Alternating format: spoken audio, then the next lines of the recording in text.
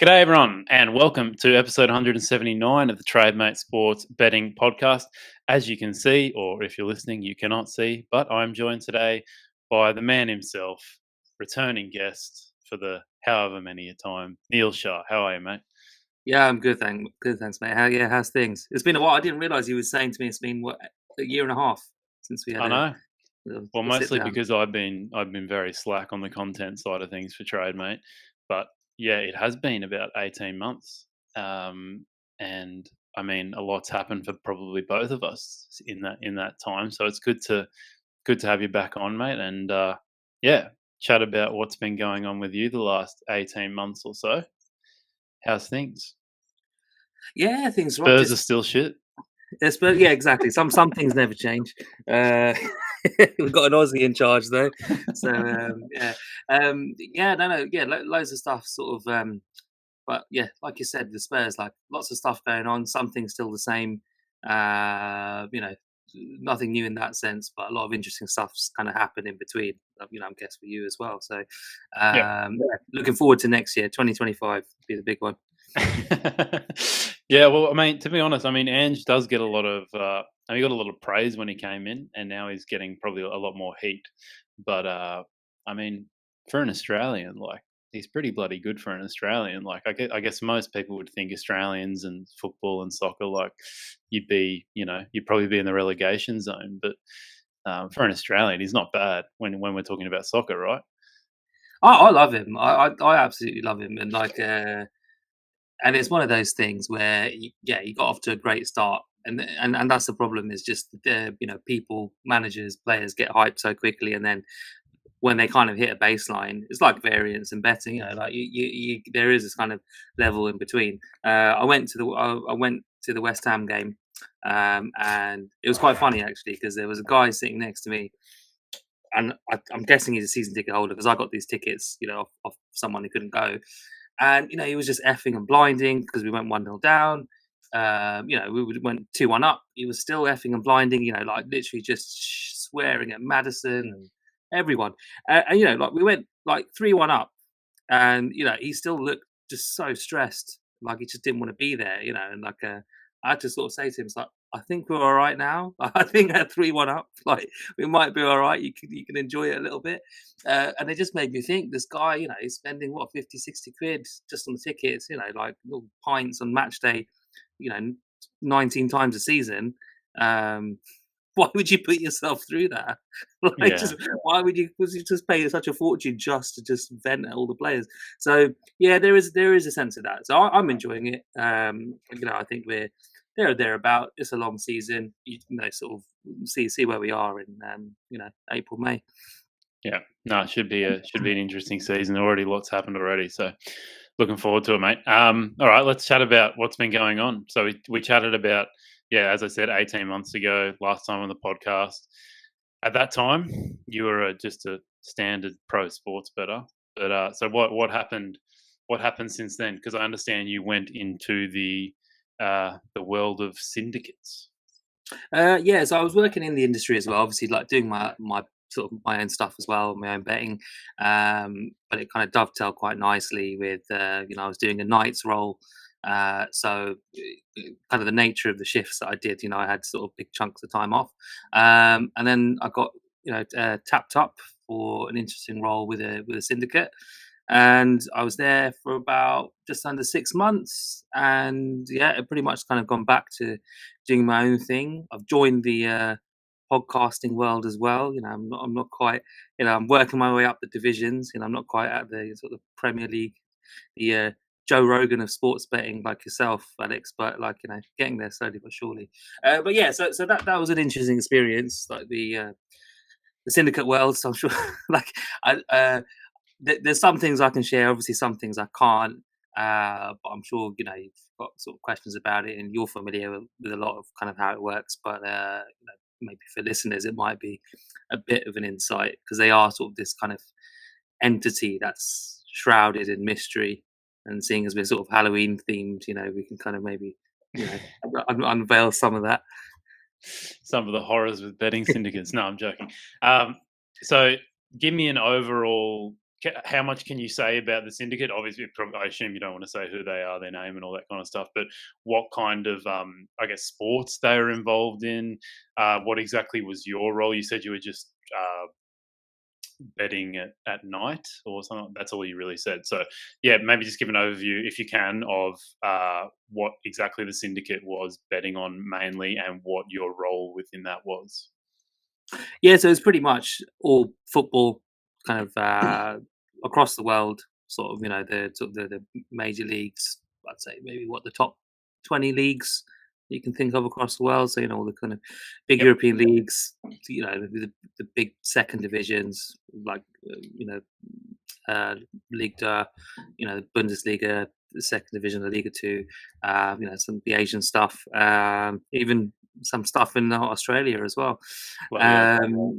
Yeah, and the Saudi league was kind of getting underway as well, so that was kind of being looked into. Obviously, it wasn't of any interest before, but because of the profile of players that were coming over, that was something to do too. So yeah, pretty much that was it. There's kind of two aspects of the job in terms of sort of preparation and actual execution on the bet side of things. So really, essentially, my job was kind of a glorified button pusher. Really, I think what probably a lot of people assume is that maybe you need to have this sort of particular skill set, but it's really not. It's let's say bookies in the industry, syndicates as well. They've got lots of kind of smart maths guys, computer scientists, data scientists, kind of running models, doing all kinds of stuff. But in the kind of basis of what they're trying to do. And that's the kind of bread and butter. And then it's just about, again, kind of getting as much volume as you can on, without kind of spooking the market, without moving prices, without kind of, poker parlance, without kind of showing your hand. And yeah, just being able to do that kind of relentlessly, sort of day in, day out, without complaining and sort of without going to the toilet or, sort of having any kind of life outside of that. Obviously, all syndicates are different. So some will be set up in different ways. Sort of there's larger scale operations will probably have maybe a bigger division of labour between the kind of things that you're doing. The smaller syndicates, you're kind of, I guess, like pitching in with a bit of everything, and sort of needing to help out and cover and pitch in on busy days. And yeah, that's kind of where it varies. So like, and that's the thing with a lot of the syndicates. You wouldn't have even heard of them. Like even at syndicate I was in, sort of mentioning other syndicates I know people work for, and they just have no profile. Some don't even bother to sort of make a website. Yep. They're all kind of under the aliases of like data solutions or like data services for sports portfolio, something like that. It's all kind of very kind of vague, but they're just kind of placeholders that are there. Do you think you were overqualified for it? Like, do you think people with less betting smarts than you could have gotten whatever role it was? What, I don't know what the exact term of your role was, but yeah, do you think you were almost overqualified for it?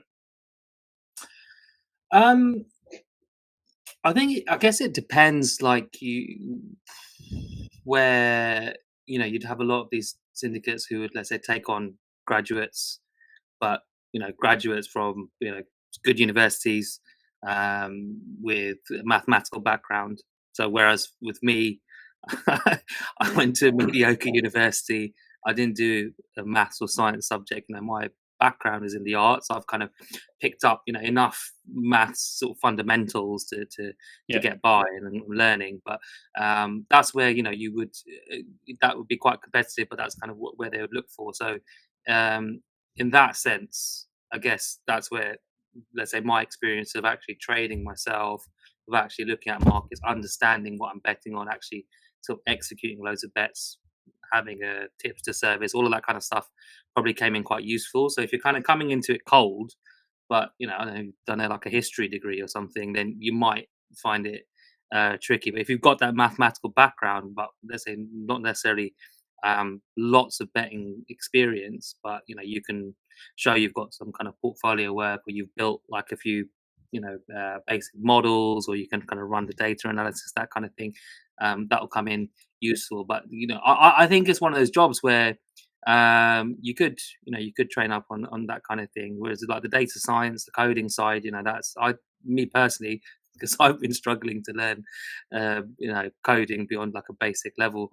I think your brain has to be kind of wired in a certain way to do that, and to actually do it efficiently and at speed. Whereas I think actually, you can kind of get to grips with different leagues, different sports, kind of knowing what you need to look for, and you're kind of essentially following a script, right? You've got just It's just about kind of being quick to react, being meticulously detailed, so not making mistakes, and just doing that for long periods of time, Yeah. which I think is I think a lot of people can do that. It's just kind of, yeah, if you're able to get your foot in the door to do that, I think that kind of casts a wide net.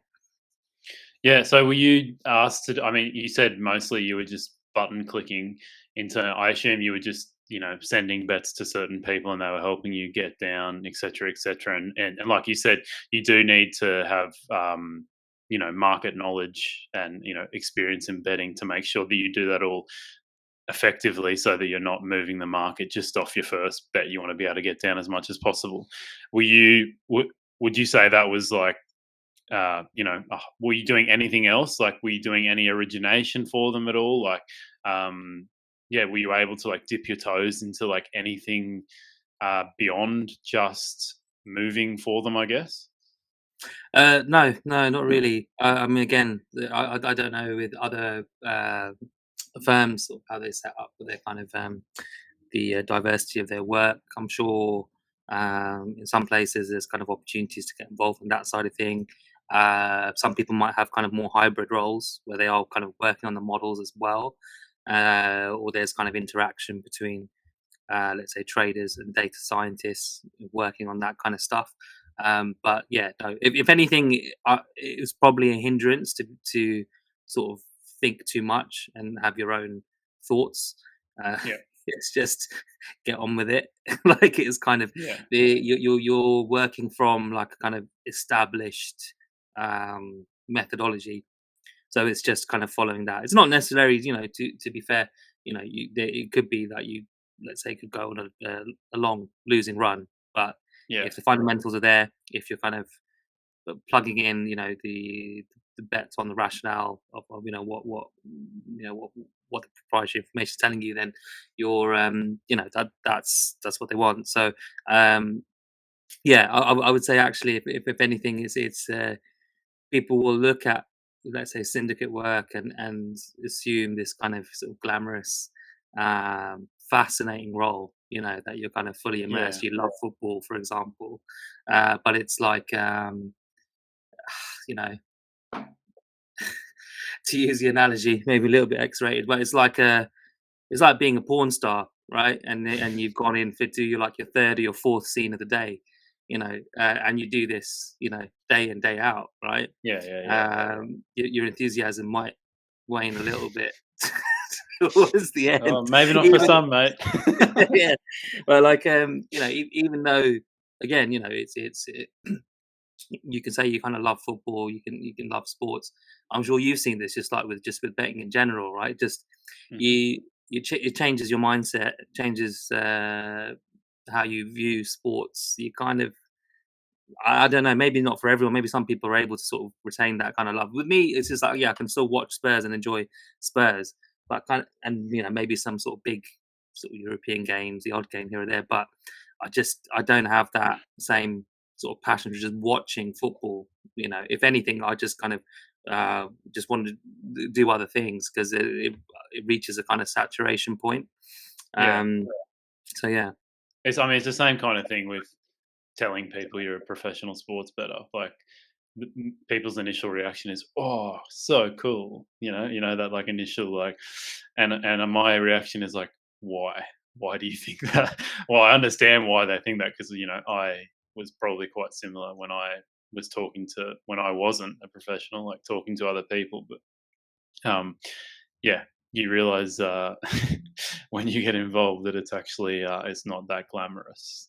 If anything, there is just a lot of like technicality kind of, it's not like a very frugal role where you can just go and do whatever you want and it's all kind of fun and just watching sports all the time. Like, yeah, there's a lot of boring structure kind of ness to it, if that makes sense.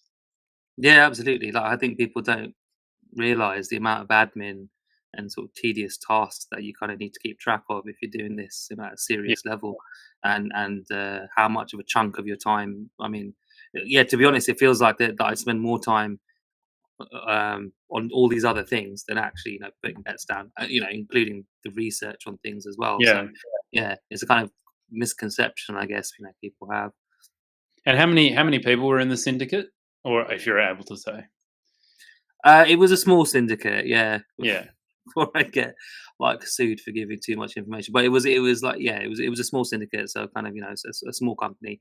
Obviously, there's like massive ones, like like the Star Lizard and Smart Odds. That because they've you got because you big hear draw. stories of, well, I have heard stories, and I think employees have even said of like Star Lizard how there's like massive parties all the time. Like they reward their employees with like a bit of fun here and there. So yeah, obviously you're just talking about your experience with this certain syndicate, but I have heard positive things about working with from employees that have worked with Tony Bloom and Star Lizard and bigger ones, that they do, I guess, reward their employees probably a little bit more Yeah, and I do it think I for fun. think I think that's it. Yeah, it's a kind of like work hard, play hard mentality. I mean, I do know of one Yeah. syndicate who are always posting stuff on LinkedIn, about all the kind of parties that their staff go to. But spoken to a couple of people who've worked there, say just what an absolutely miserable place it is. So there's a bit of that kind of moonlighting this side to it. Yeah. I've also interviewed for them in the past, and I was offered a role, but it didn't take it because the whole experience of the interview put me off. I think there were 7 people on the call, and only one of them showed their camera, and it was just a very very bizarre experience that kind of completely put me off. So yeah, no, good luck to them though. Yeah. Back to what I said before with if you originated for them or not. I swear you said to me, I'm mixing this up with your time with the bookmaker, that you were like originating Brazilian football. So am I completely making that up? Probably, yeah, mixing up like yeah, two different things, but yeah. I'm So sorry if I wasn't supposed to mention that you worked for a bookmaker, but I can cut that no, out. no, no, it's fine. I mean, people can figure out what I've been doing. But yeah, oh yeah. So part of it, was I had an interesting schedule because I was, again, sort of working on a lot of South American leagues. Trying to keep tabs on that kind of stuff.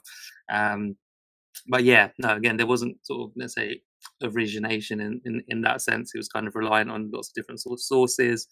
Um, working with the model, that's the kind of secret sauce. Is that work that kind of goes into the syndicate's models and their network of information. Obviously, that will vary from place to place, but that's kind of the things that, like I say, people from the outside won't see. Yeah. Okay. Yeah, I definitely got that mixed up. So you're working for the syndicate. How long did you work for them for? And I guess if you want to share why you eventually left. So I was there about, so I think it would have been 5 months in the end. I can't share everything about why I left, but it was disappointing that it ended the way it did. But actually, kind of worked out quite well for me in terms of sort of now I've got kind of renewed focus on what I'm doing. I think it's a role that's just not conducive to for me. I think for family life, for anyone who kind of values a bit of quality of life. It's kind of quite cutthroat industry. But again, I can't speak for Yeah. all firms, but that was just from my experience. Um, I can't go into too much. I don't want to get No, no, sued. that's fine. But I'm a bit. I can't get sued for sort of telling my perspective and opinion on it. And yeah, I think it is just yeah, I guess what Just wasn't for me. I think yeah, just the style of sort of things that are being managed in just terms of expectations on your time off. It's yeah, this is not for me. I'm sure for many people, they thrive in that environment. They'd love it and do very well, but just not me. Which is a shame, because I did leave, sort of a fairly comfortable role to go there. But you take these risks in life, and yeah. take the opportunities where you can, and yeah, it is what it is. What what like the positives of working with the syndicate? Were there any, I guess, skills or yeah, anything that you picked up that have positively affected your sports betting since then? Um,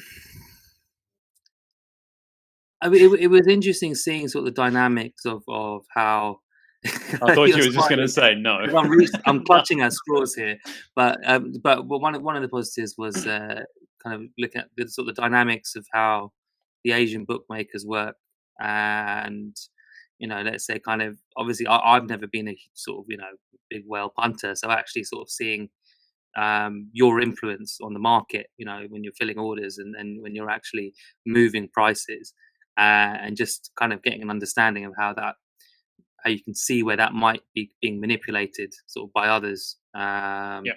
and the kind of time frames in terms of when you're entering the markets and kind of again sort of trying to hide your hand. So I guess getting an understanding of like, oh, well, this is what they do. This is why the market's behaving as it is. This is where this money's coming down. Kind of looking at lots of different graphs and things like that. I wouldn't say it sort of changed anything to do with my own personal betting because I'm not sharp enough and I don't have a complex model enough to beat these kind of liquid lines. And again, so I'm sort of betting on much lower hanging fruit and props and things like that. So yeah, in terms of my own approach, it hasn't really changed it, but it was interesting to sort of get that insight into that world, and to see sort of what they do, how they, different syndicates compete with each other as well. Maybe again, sort of like have opposing opinions on things, or where they are in consensus, and yeah, I guess kind of getting more of a like a macro level Mm. understanding of sort of how the sort of the big sort of football markets work. Yeah, you talked about um yeah, I guess their use of, manipulating the market and stuff like that. Was there something, do you think there's anything there, I guess this is going forward a bit, but with something like a product like Trademate Sports, where we know that there are, syndicates, professional bettors out there that are manipulating the market in a way to, send the price one way so they can bet it even bigger the other way. And that for a product like Trademate Sports is why we kind of tell people to bet as close to the kickoff as possible. But there are still going to be cases, I assume, that you could be betting a couple of hours within kickoff that maybe there's a bit of market manipulation there too. So that'll send out alerts to Trademate users at times that could be the wrong way.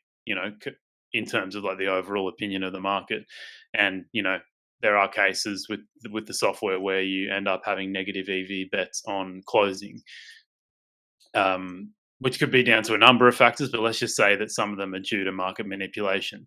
Do you now like has it helped at all with your like Trademate use since then, or I don't know, whatever? Maybe you're just doing steam chasing in general. Like, yeah, has it? Like, have you become more knowledgeable or be able to maybe detect moves that are fake instead of like actual real ones, and been able to like improve your betting that way?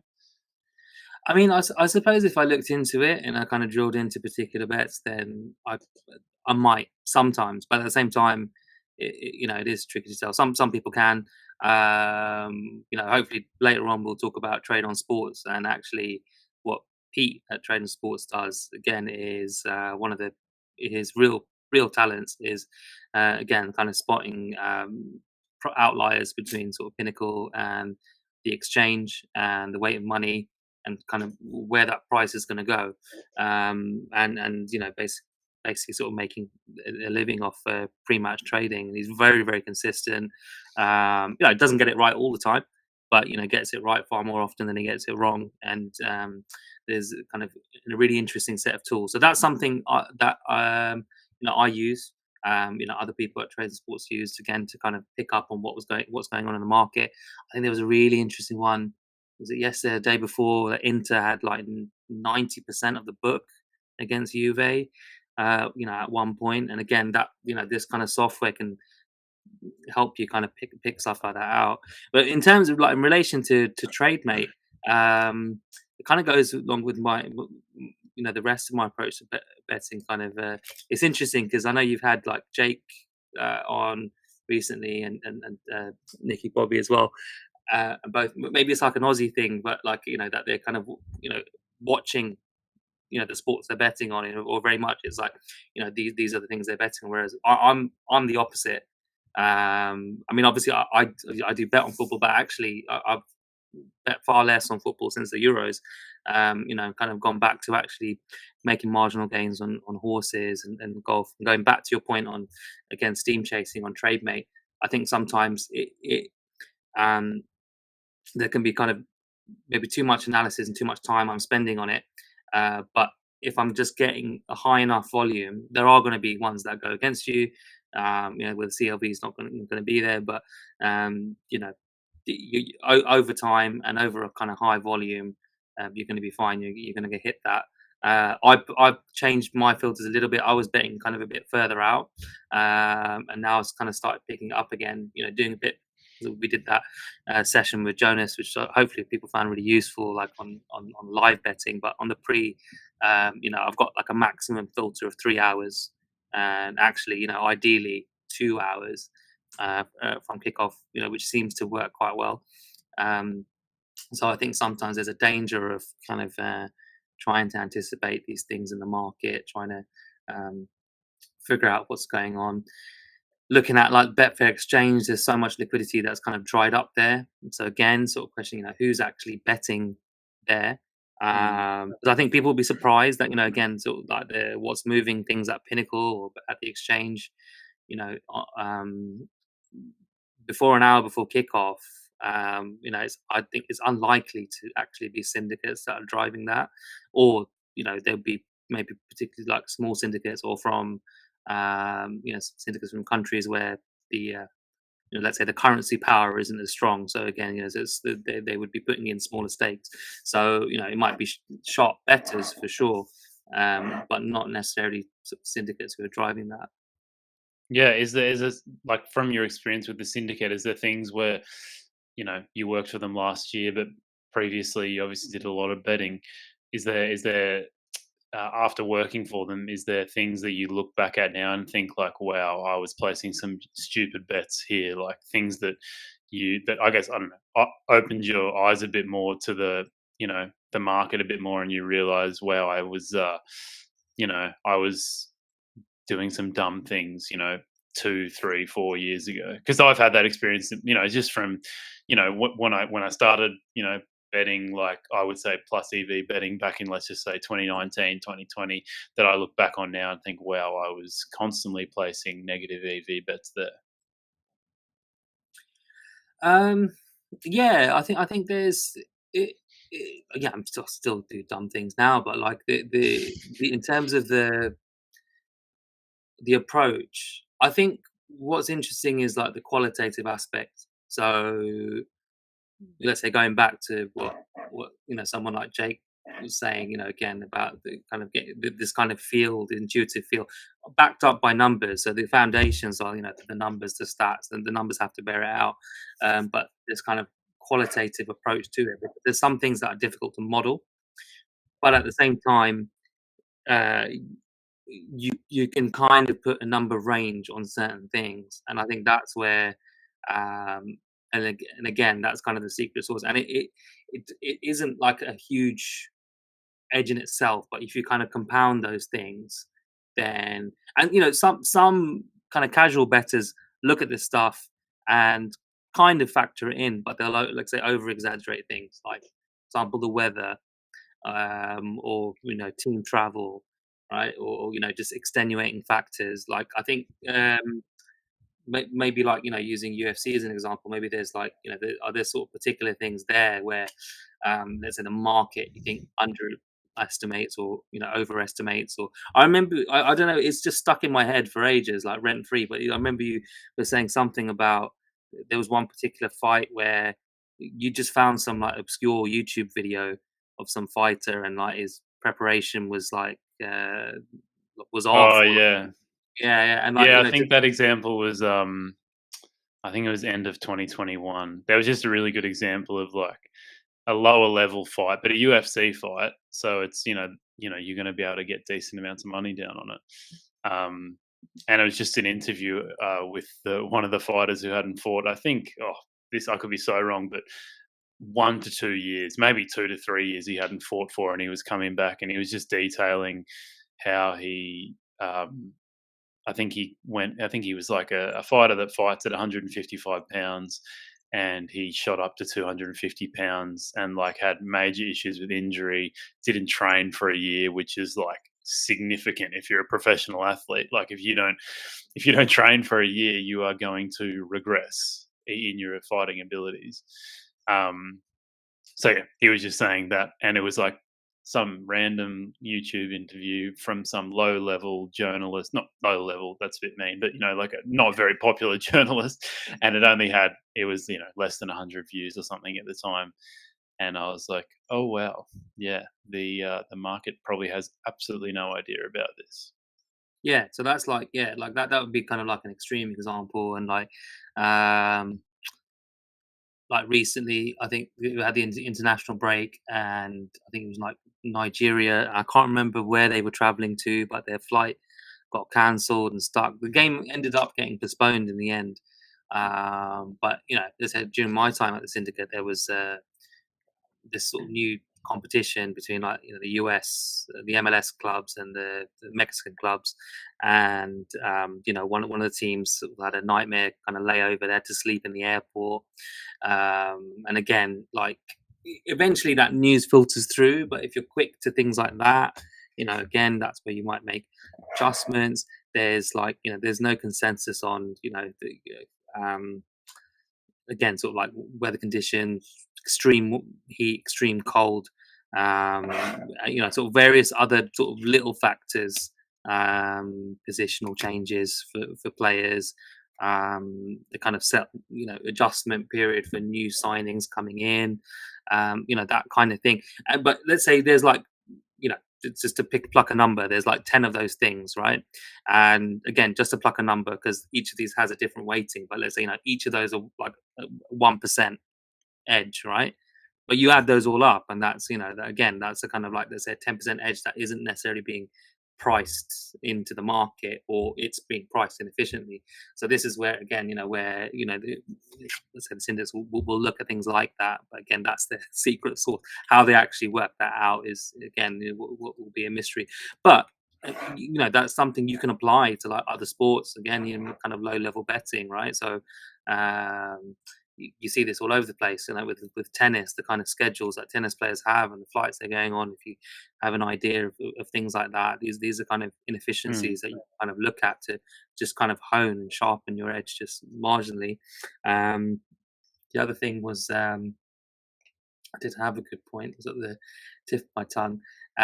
But yeah, I mean, if you look at those things in especially in these dynamics of of team sports, it's quite complicated.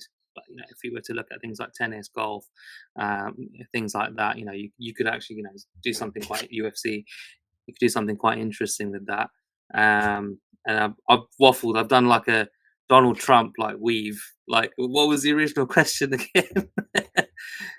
Well, the original question was, are there any like things you look back on from 5 years ago with your betting now after Yeah, working at the right, right. syndicate that you think are Yeah, stupid? yeah. I mean, I think that's the thing. I guess maybe to my credit, I've realised fairly certainly, sort of early days, I'm not going to beat like sharp markets. I'm not going to necessarily meet sort of pre-match. I don't have the knowledge, the expertise, and it's a lot of hard work. So probably down to my own laziness, I think probably saved me from losing a lot. Just trying to sort of go in and sort of bet on the sort of standard sort of standard markets and kind of liquid sharp lines, and actually look at where there were opportunities and kind of low hanging fruit. I think that's the beauty of it, is that looking at what the syndicates do is that they're not interested in like the prop markets, side markets, obscure sports. Yeah. Even for the most part, things like horse racing, where for people like me, it's it can still pay out enough to make it worth the effort, but nowhere near enough for Syndicate with their operating costs, with the kind of the whole operation and what they're trying to turn over. Um, it's not of interest to them. So I think that's actually a good thing in this kind of ecosystem, that you've got these kind of these big sort of sharks and the whales kind of you know plucking Yeah. up all the seals and everything. And we've got the little fish like like me, just picking up whatever crappy little things live at the bottom of the ocean, and that's fine.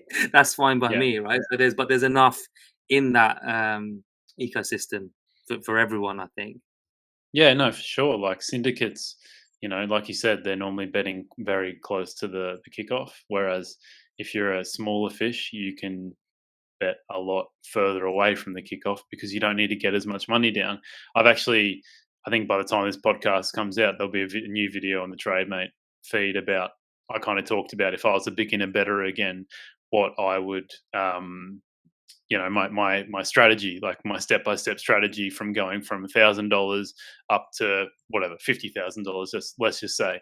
And I think one of the most important things I mentioned on there was, like, once you get to a stage where you want to, let's say, originate or steam chase or whatever you want to do, is to match the liquidity of a match in terms of your bankroll. Like, you don't want to be, if you're starting originating, a couple of months into your sports betting, you don't choose the English Premier League. Yes, that's the most popular league that everyone watches, or the NFL, or the NBA, whatever. They are the most popular leagues in the world, and that's what you're most the most about. But it's the dumbest strategy you could use in terms of sports betting, is to go and bet on those leagues. You are much better spending your time on a league that matches your bankroll. So if you have a bankroll of $10,000, that means that you're probably betting, you should be betting something around $100, $200 a game, let's just say, maybe a little bit more than that. You then should be looking at markets like, you're looking at bookmakers like Pinnacle, who have liquidity of $100 to $200, $300, whatever it is, and beating those markets, because and then you just grow from there. Like, you get really good at the, I don't know, Latvian basketball league, betting $200 a pop to absolutely smash the price in whatever. Like, it's going to affect the market massively. But and then from there, once you get your bankroll to 20,000, then you can look at limits of $500 at Pinnacle and stuff like that, and you just slowly build and build and build. And maybe one day when your bankroll's $1 million, then you can start. Even then, your betting on the Premier League would be too big for you, probably. Like, that's no. You mentioned a really good point there, that you shouldn't be trying to compete with syndicates who have tens of millions of dollars probably, and are a lot smarter than you. Yeah, that's it. And it's like you're going up against a tank, right? But Yeah, then again, if you're in your sort of full combat gear, you've got the agility to kind of weave in into little holes and kind of. So if you're watching a that's lot a of good World little Cup, analogy. but yeah, no, but the tank's slow moving and it can only at certain angles, right? So the syndicate's going to be hitting big markets close to kickoff with the higher liquidity. You don't need to be doing that, and I think actually that's a really good way to frame it in terms of looking at what the kind of liquidity is, and then kind of building up from there. If you're kind of hitting those markets, and then work your way to that level. Absolutely. So it's a good way Yeah, to describe it. cool, mate. All right. Well, we've kind of talked a lot about the work with the syndicate. So what happened after. So I assume you probably finished up with the Syndicate like late last year, 2023 ish. What Yeah, just was before Christmas, just a week after we bought our new house. So yeah, since then been busy doing lots of stuff. Forever going wrong. And as anyone who's bought a flat or a house will know, everything's perfect till the day you move in, and then you start noticing things that were never there. But yeah, no, it's fine. So yeah, so moved in there. Just busy with sort of family life. My daughter started school, and just sort of just doing that. And then yeah, going back to I guess so what I was doing before. So I mean, in some gone, I was quite active. I had a tipping group on the Euros and the Copa America. And to be honest, the whole experience just like, mentally broke me. So I had, a bit of time off, and also kind of, taking a bit of a break from football for a while. I am kind of, doing bits, but also kind of reevaluating a few things, and also, yeah, kind of taking a break from the tipping scene. So I still have my group from the Euros, and I'll send them occasional things like. Actually, last week was nice. We had a 175 to 1 golf winner, so that kind of helped with what was a losing tournament in the Euros in the end. Copa America made a profit, but that was kind of a big frustration of mine. So that was a really busy time. I was writing lots of articles for quite a few different websites at the same time as again kind of dovetailing that with the actual tips on the games, and obviously with 2 tournaments on at the same time. It all got kind of quite hectic quite quickly. So since then, yeah, just kind of fairly quiet, like just kind of ticking away on the horses and the golf, doing a few other bits, tweaking a few models in the background, and a couple of other bits. So I'm kind of trying to upskill myself as well, doing some sort of techie courses. I really actually want to develop that analytics side and sort of do more complicated stuff. On the model side, and yeah, kind of come up with a few projects. So there's a few sort of interesting kind of markets that I want to really sort of delve into detail and focus on next year, and sort of build towards that. And yeah, and other bits here or there. So just kind of little projects, little bits that come in here or there, keeps me sort of plenty busy. With family life and everything else, it's fills up the week pretty quickly. I see the guests that you have on, and like even like Nick is. I don't know how I don't know how people do it. Like he has a full time job and he's moving with people. I think maybe the biggest shift from like 18 months ago is I've kind of downscaled a lot in terms of say services I follow, tipsters I follow, just general noise and clutter on my Telegram. It's kind of sort of it's been a bit of a spring clean, and it's definitely I'm all kind of better for it. And that's sometimes what you find, is that you can do 100 million things, but how much actual added value does that give to your process and your bottom line? And actually found it wasn't really doing that much. So yeah, just kind of just grinding away, mate. Yeah, just the usual.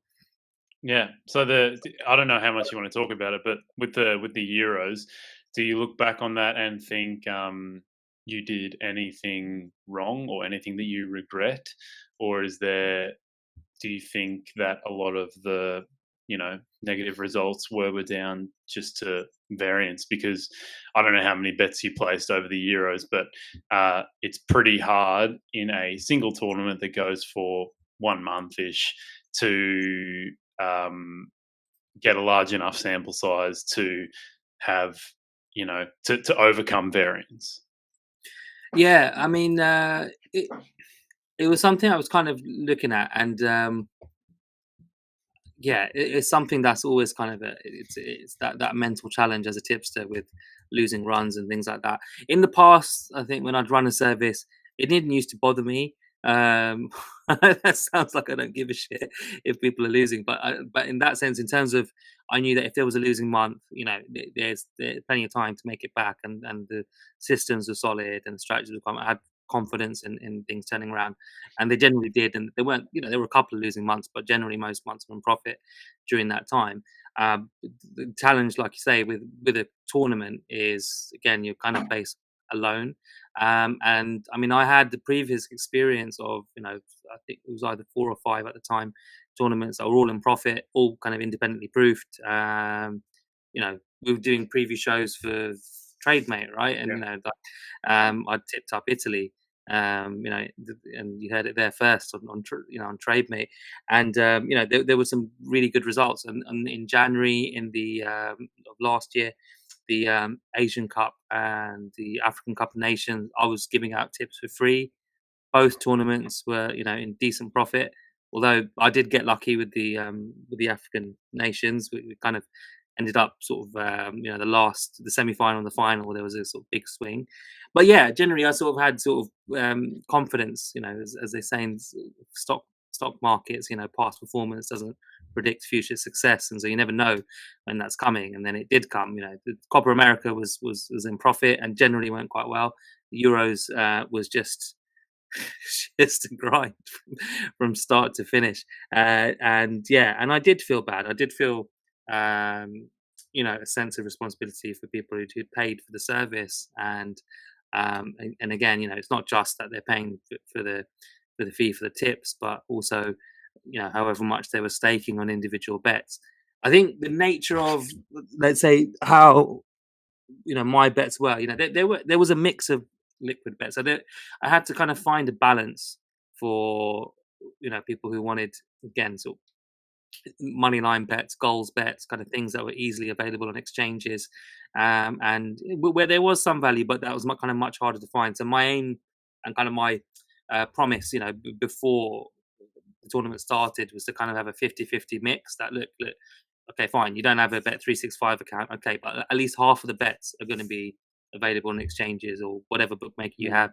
I put minimum odds for everything, so it's quite transparent that, that I am going to endeavour to do my best on that front.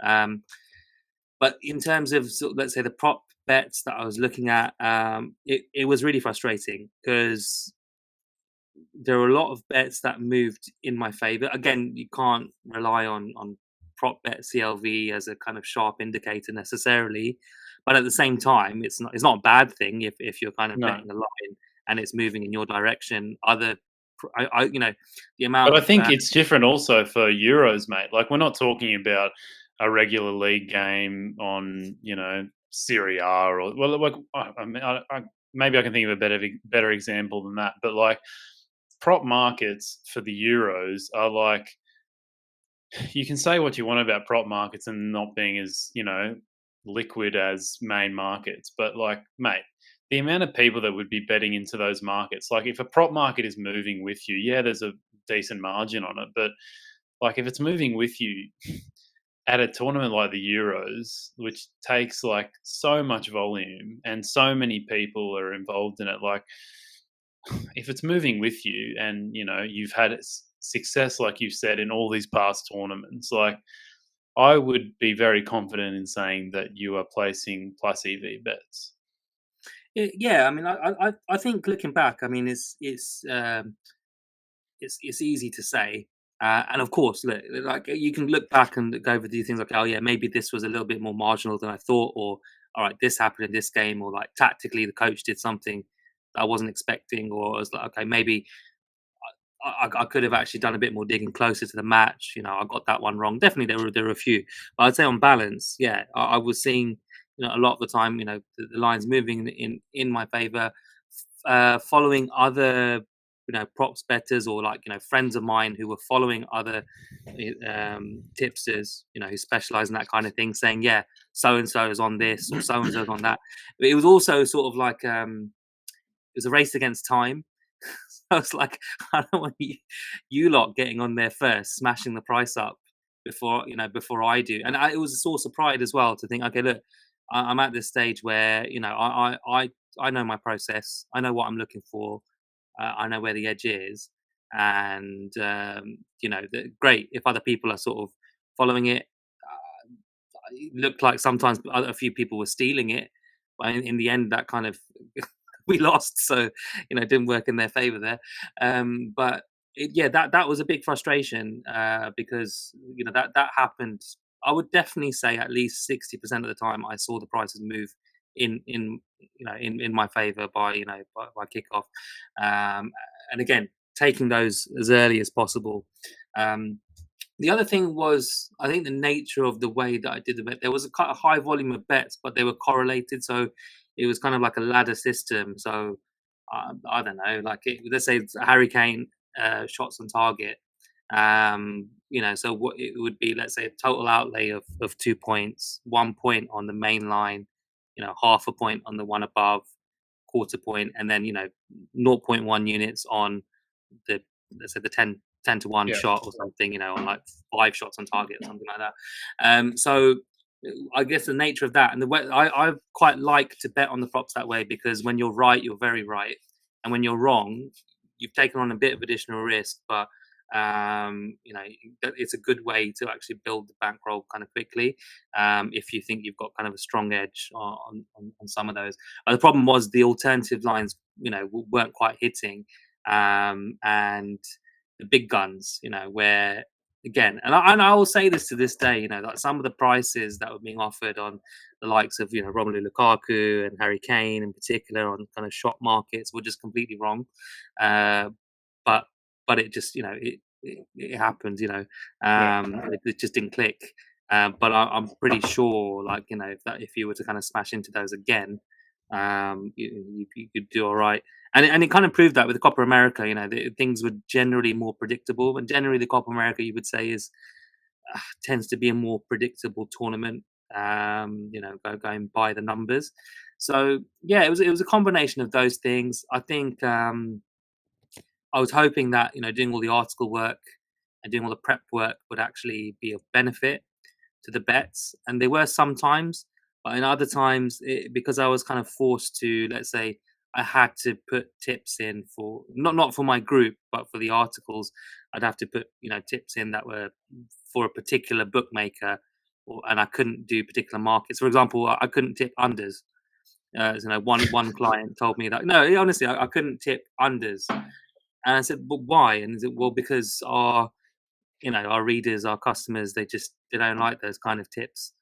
I'm like, "What? They don't want value. They don't want to actually make money." And but this is kind of endemic of sometimes the kind of content that's kind of created out there. Not all websites, but there's a few who do that. Or again, I'd have to sort of force a bet, but I'd say, look, the odds are like 1.5 at this bookie, but 365 have got it at 183. Why am I going to tip it at 1.5? It's horrendous value. So there are a lot of things like that where it was, again, sort of I guess wasting time, sort of generating content that looked good, sounded good, but ultimately, I wouldn't necessarily bet on myself. And I kind of shared with my group ones that I actually really liked, and but for the most part, they didn't quite correlate with the bets that I was going to do, because I tried to tended to stick to exchanges and 365 just to keep things simple, because not they were, it was actually quite interesting. It was kind of like a global um, community. There's quite a lot of people from all over the place, not just kind of UK gamblers. So trying to keep it in a way that they were able to access it too. But it was a really interesting experience. And you know what, for the most part, then 99% of the group were just lovely, very patient, very understanding, completely understood the variance, kind of suffered with me, sort of were just as frustrated, sort of watching the games. I think they could see, like the reasoning. I didn't necessarily put reasoning up for all the bets like I used to do in the past, because it is quite time consuming. Not everyone reads them. Remember when you used to put your UFC stuff out? I love you, mate, but I never read any of it. I just like, what's the bet, mate? It's just, and I think that's a lot of people. It's just time, and if they trust you and your process, they don't necessarily need it. But I think sometimes it was good for me to kind of flesh it out. Maybe towards the end, I felt sort of under maybe a little bit more pressure to actually do the reasoning, because being on a downward turn, just to be like, look, I'm not crazy here. This is what I'm thinking. These are the stats. This is why I'm going to bet this. This is why I would still bet this next time. Yeah. Yeah, just to kind of rebalance in that process. But yeah, I think it was kind of it was demoralizing afterwards because I was doing ridiculous, 60, 70 hour weeks, just constant, for that whole period of time. And I think that's the thing with sports betting as well, is that, you time your output. Yeah, in the long run, you see results, right? But there's times where, again, over a month, you could be absolutely sort of killing yourself, working your ass off, and have lost money, right? And it doesn't happen with a normal job. You've got your salary, you could be doing a shit job. Well, fine, you might get sacked, but like, if you're doing the bare minimum and turning up to work, you're still going to get paid, and you know how much you're going to get paid. Yeah. So that is the approach. I mean, every sort of serious bettor, I'm not teaching them to suck eggs, but anyone listening who's, again, looking to get into things more seriously and the kind of the mental side of it, and doing this as your sole means of income, you do have to factor that in. Yeah, I think for anyone that I don't know, disappointed with the results or whatever, just go on to Google and do like a variance simulator and have a look at like some of the results that you can get for someone that has an edge. But I mean, let's just say whether you have an edge or not, you can go on to a variance simulator and type in, I've got a 5% edge. I've done, let's just say, tournament 200 bets, and what are the possible outcomes? Simulated however many times. What are the what are the percentage chances of me losing over 200 bets? And I think a lot of people would be surprised as to what the results are. So let's just say you even had I'm just guessing, a five. Let's just say you have a 5% edge on the Euros. Do that over 200 bets. There's probably, I'm just having a complete guess here, but there's probably like at least a 20 to 30% chance that you're going to lose after that, just from pure variance and having an edge. Like, Oh yeah, absolutely. Like you can do this even like if you've got like a 1% edge on. I know like Tom at Bookie Bashing did a video of this recently. 1% edge on a coin toss, and yeah, the ridiculous sequences you can get with that. Like at the moment, with the South American horse racing, I'm on this run on one of the tracks. I think I'm getting like 40%, sort of, 40% edge on closing. Although, there's margin in the market and everything else, but still, like, the price is pretty much halving. And after like 60, 70 bets, it's like horrendous. yeah, It's like, but I know, because that's not going to last forever, and there's there will be a big run coming. You can have reasonable sort of confidence in it, but yeah, while you're in it, um, it is definitely, definitely a challenge. So I think, but the other thing, sort of going back to that, is so running the service, and you have to find a balance as well, because like, you can't, while you're in it, you can't let sort of thankfully, like, no one in the group was sort of negative, but I have seen other groups where people just kick off and start whinging, and that's kind of, it doesn't serve any constructive purpose. It just makes whoever it is sending the tips feel even worse, um and doesn't actually solve anything. Thankfully, everyone in my group is very understanding, like, nice, sort of normal people. Um, but you also want to be, thinking about that, and how I felt sort of responsible. I felt like, no, I owe everyone who signed up something, and I was like, how do I do this? Um, and not to give, like, not to make myself like man of the year or anything. I just like, but I know that some tipsters would, that's it. You pay your money, you made a loss, that's it, deal with it. And I did have differing views on this, and a few people were saying to me, that just, you don't need to, don't have to do X, Y, or Z. But I did feel like I owe something, so I'm still like trying to put things out there. I did take a break for a little bit. There was someone who kind of kicked up a fuss to say, like, where are they? Where are all these tips? And I was like, this, I am doing it as a favor. I don't have to. mm, There is that expectation there. Everyone else, and great.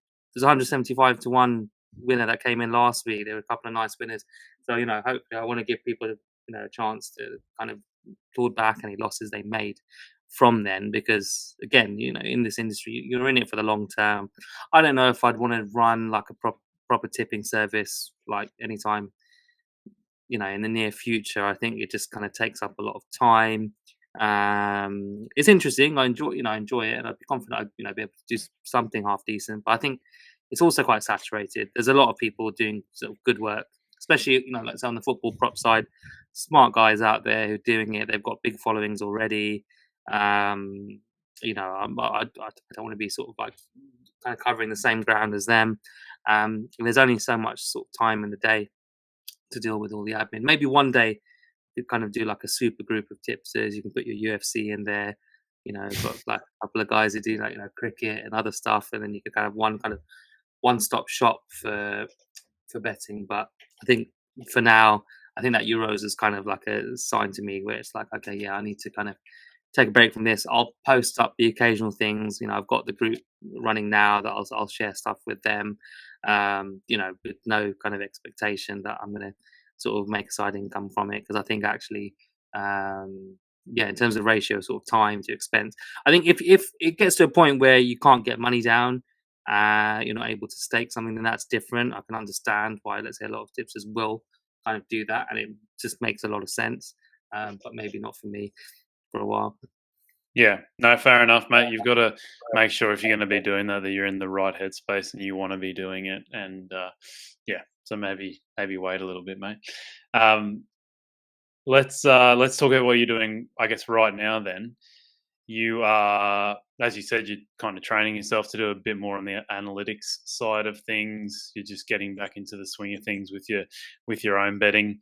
But you've also started up I don't know if you started the podcast, right? With Trade on Sports. Well, I mean, it has been running for a while, yeah. Yeah. Pete Norstead, who's kind of like the founder of Trade on Sports, and he does a weekly show, Premier League preview show with Jimmy Kempton, who's also I have a podcast with him coming out in November. He's this League Two specialist, the EFL specialist. He used to work for Syndicate himself as well, doing previews for them. And there's some really interesting insights in there. So once that comes out, do check my Twitter. Things that we were talking about before, right? Things people don't think about on let's say EFL teams, their travel arrangements later in the season. Things like some teams run out of budget to stay overnight at hotels, and things you wouldn't think of unless you kind of follow those leagues. But yeah, so I do a podcast with Trade and Sports. Trade and Sports, it's a really interesting service. Kind of covers. I mean, now it's kind of a range of stuff. The bread and butter is the football, but also there's a very sharp tennis trader, Matt Haynes, again, who gives out kind of daily selections during tournaments, and has his own sort of profitable tennis model. There's picks for the NFL as well, occasional picks for NBA, and we have Johnny as well, who spot kind of interesting odds. So it's kind of one-stop shop, live trading on the exchanges, pre-match trading that Pete runs as well, kind of in-play advice, sometimes webinars, things like that with Brian. So there's a kind of team of people there. I'm sort of let's say the face of the podcast for now.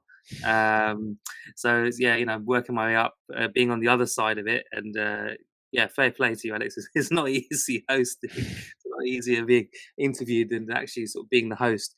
So hopefully guys do give it a follow. Trade on Sports itself, if you're interested in exchange trading, how to sort of be more profitable, kind of, and again, there's nothing that goes to the hard sell, nothing there that's promising you sort of unlimited riches. It's quite realistic, which is kind of why it's small and niche. They're not kind of singing, shouting from the rooftops, clickbaiting you with sort of nonsense videos on YouTube. It is a genuine tool. So the reason I've got involved with them is because I've been using it for years as well. So same thing with Trademate. I'm not just a walking billboard. Like, I do sort of only endorse things that I actually do use, or that sort of believe in. There'll be we're growing. We need to get to like the Joe Rogan levels that that Trademate has, but hopefully we'll get there. Hopefully we'll get a few clicks in through here. So yeah, Alex will share the links in the description if that's all right, and then people can have a look. And also the podcast is sponsored by BetDex, so that's also worth mentioning as well. So they very kindly helped us out with the podcast, and they're doing a lot of really interesting work, and lots of markets kind of opening up all the time.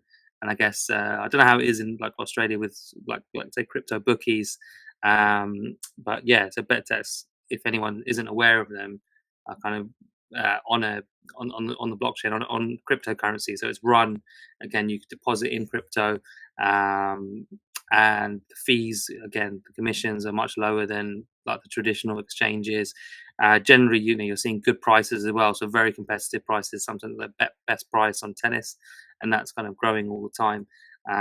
So they're really sort of they've got some interesting backing from people in the industry, sort of ex heads of other sports books. So yeah, do sort of check them out as well. And yeah, give it a go.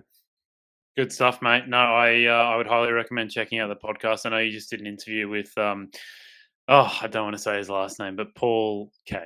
Let's just say that the political gambling man himself, who's been on Yeah, the very podcast. very timely. Yeah, if you can watch that, I mean, things have shifted a little bit, but you can still keep up to date with what he's saying on Betfair and on his Twitter. Yeah, But yeah, definitely, give that a shout. And it was Paul was on Trademate, right? You had him on, or yeah, it would have been a long time ago, mate. Probably yeah, I think I recommended him to three-ish. you. I'm sure I did. Yeah, Yeah, I think you must have. Yeah. So yeah, I think it's a great time to go and go and listen to the Trade on Sports podcast because I think the biggest betting news event happening at the moment is the election in the US. So which is kind of it's a lot different betting than any other thing that we would do week to week as sports bettors. Like it's a one lifetime kind of event, even though it happens every couple of years. But um, you know, I'm sure that people will find it interesting how a political betting market works. yeah. I think In especially comparison. listening to Paul as well, because he makes it. I mean, he bets on sports as well, but his kind of real specialty and where he puts his interest is in political betting. So it's a really interesting approach if you're interested in kind of like the mechanics, if you're sort of like a betting nerd, um, to see like how you approach like a market that forms maybe like a year ahead, right? There's kind of a big anti-post market, but with just realistically just two participants in it, and how you manage a position, Mm. especially like what Paul did, and he'll mention it, because I think he got like 80-1 on Kamala at one point, sort of when it wasn't confirmed that she was going to take over from Yeah. Biden, but Wow. he posted up, and so I mean, things like that, and again, how you might manage that position toward, towards the end of it, and something like politics. It's one thing, like for me to sort of bet on the Gooners and like back them and feel slightly sick writing that they should win in the preview. But betting like on a political opponent, someone who's completely ideologically opposed to what you believe in, but what the numbers are telling you, what the data is telling you, Mm. because you can kind of look online, and there's so much noise, and that's something we talk about as well. But I think, yeah, anyone who's sort of interested in kind of fundamentals of like how to approach your betting with a kind of clear head, I think listening to Paul would be really really useful. Yeah, no, awesome stuff, mate. We were going to do a segment on Halloween horror stories. I reckon if we still want to do it, we do it in like a separate little video because this has gone on a little bit long, and Maybe I in the don't want to. comments, yeah, in the comments, anyone sort of timely, if you've got any good Halloween horror stories. I mean, Alex, you had one. Maybe I mean you could give us a quick one there. I got a good idea. Let's end the podcast here, and then afterwards we can do a separate video, which I can put out right today, of Halloween horror stories. So let's do that, mate. Nice. Thanks for coming on. It's been great Pleasure to as catch up. always. Yeah, and catch up and Hopefully hear one about day what's you'll been pay going me on. for one of these. Yeah, mate, I get paid to do this too. So you got to ask the big dog if you Oh, I can. need to have you on. Maybe you can come on Trading Sports one day. Oh, wow. That'd be an honour, mate. I don't think I've ever been on a podcast before. I went on the Smart Betting Club podcast about 4 or 5 years ago, but we just talked about Trademate sports. So, mate, the amount of times you come on this one, more than happy to. Awesome. No, it's been an absolute pleasure as always. And yeah, great to be back. And have a nice evening, everyone. Good stuff, mate. Thanks for listening, everyone. As always, do a quick rate and review, subscribe, do all the good stuff if you can, please. And if you're looking to implement any of the strategies we talked about today, more so the value betting ones, start a free week trial of Trademate Sports.